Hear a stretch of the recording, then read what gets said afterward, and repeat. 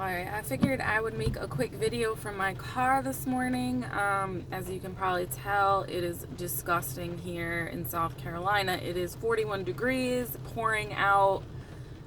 We don't need any more rain because we have a ginormous flooding problem right now. So it's pretty miserable, all in all. Came out to my car this morning in the pouring rain and noticed my tire pressure system was alarming me on my car that my tire pressure was low. It was at like 28, so I was like, whatever, I'll just drop my kids off at school and then deal with it. And then as I was driving, it dropped all the way down to 9. So I was like, oh man. So I dropped my kids off, went home, filled it up to see if it would hold air, and it did. The little valve cap stem was pretty much off. It was so loose that it was pretty much about to fall off.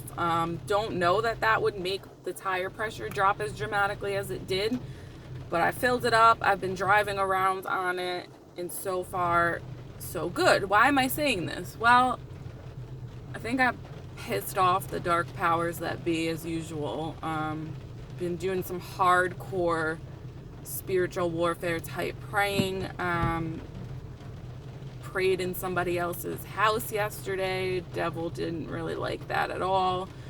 So it's probably some sort of retaliation. I think it has something to do with the serpent. So what did we do? We said a bunch of prayers in my car this morning that this tire problem will resolve itself.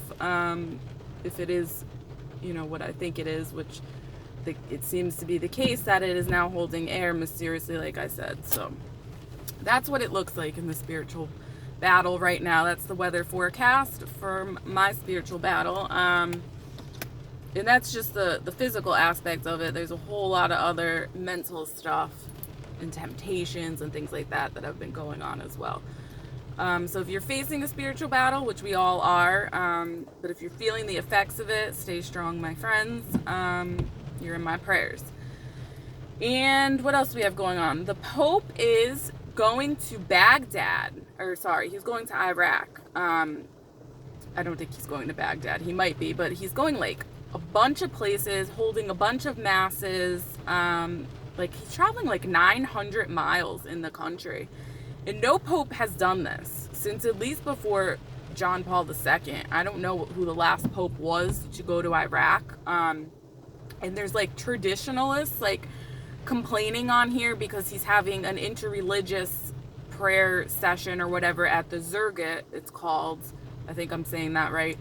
But what that is, it's these weird looking structures that were unearthed in southern Iraq, south of Baghdad. And it is believed that Abraham lived there. So it has a significance to obviously Christianity, Judaism, and the Mohammedans, because they do believe that they are descended from Abraham, but they believe that they were descended from Ishmael, which was the illegitimate son of Abraham, so to speak, the one who was banished out into the desert, sort of thing. The son of Hagar, I think her name was, right? I think so. So what does this mean? Well, I'll be honest with you. The people that are complaining about the Pope having this interreligious session thing don't understand Iraq. One does not just simply go in there and start, taking over sites. It doesn't work like that. Would it have been better if he had maybe gotten permission and just done a Christian thing there? Sure. My guess is there's a very political line that has to be walked there. And here's the thing. It's not like we have papal states. It's not like the Vatican has its own real army or anything like that, or any kind of military power to be going into these places. So the Pope needs our prayers. This is a very dangerous situation for him, and I think it takes some major cojones to do what he's doing. I think this is a very brave move on the part of the Pope. I think that it's going to mean a tremendous amount of it speaks a tremendous amount to the Christians of the region. So if you've never been to Iraq, let me enlighten you. If you're a Christian there, everybody knows you're a Christian. It's not a secret. They know your business. They know where you live. And you're very much vulnerable. That's why they leave. That's why They flee to other countries like America. So for him to go there, and he's holding mass in a couple different cathedrals. It's Catholic News Agency wrote an article on it. I'll link below. But he's holding mass in cathedrals that were just bombed recently, like within the last couple of years. So I think it's brave of him. I think it's slightly stupid that he's putting out his whole itinerary. I think it's very stupid. It's been out since like last week. That's not smart at all. I don't know what kind of security he's going to have over there. I don't know. Like I said, he's traveling 900 miles. I don't know. It would be nice if fake Catholic Joe Biden maybe provided some military support for the Pope while he's there, something like that. Like I said, I don't know all the details of it. But the people that are giving him a hard time for this interreligious prayer thing, y'all need to move on. You need to take it. You need to look at the totality of the circumstances and understand the area. The fact that he's even going there is what we should be commending him for, because what he's doing is extremely brave. And what he's doing for the Christian Iraqis is I don't even know, is priceless, really. I guess he's going to end his trip with some sort of prayer or mass, maybe at an international stadium there. I'm assuming that's probably in the green zone. I don't know which stadium it is. I don't recall. But he's holding, like I said, he's doing a bunch of different masses. He is meeting with some Muslim political leaders and things like that. Now, I'm of the opinion that the Muslims, the only way to convert them is they really only understand force.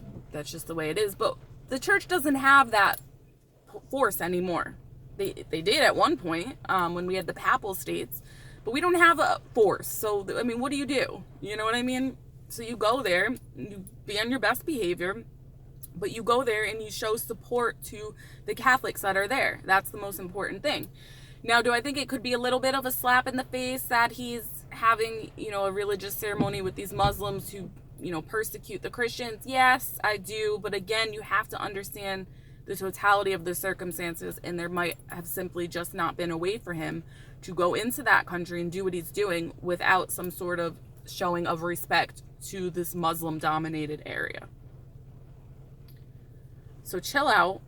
He needs credit where credit is due, and he needs our prayers more than he needs our criticism. So that's all. I just wanted to make a short little video while I'm sitting here in my car, hoping that my air pressure doesn't go down. Pray for me. So I'm in the thick of it right now. Try to stay positive, but man, oh man, the serpent is not happy with me, that's for sure. So yeah, pray for the Pope. Pray for his safety. I think he'll be getting there. I think it's the 5th, either the 4th or the 5th. I think it's the 5th. It'll be there for several days. I think he'll be back Saturday or something like that.